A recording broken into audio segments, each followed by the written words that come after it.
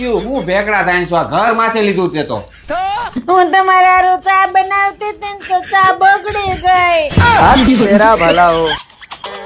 અરે વાલી એમાં કઈ રડવાનું હોય આ તારી હારે લગ્ન કર્યા પછી મારી આખી જિંદગી બગડી ગઈ મેં તને કઈ કીધું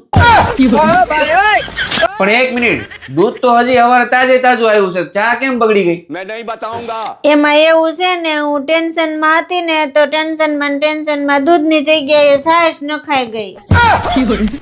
તારે છે ને ટેન્શન છે મારા પપ્પાનું ટેન્શન છે.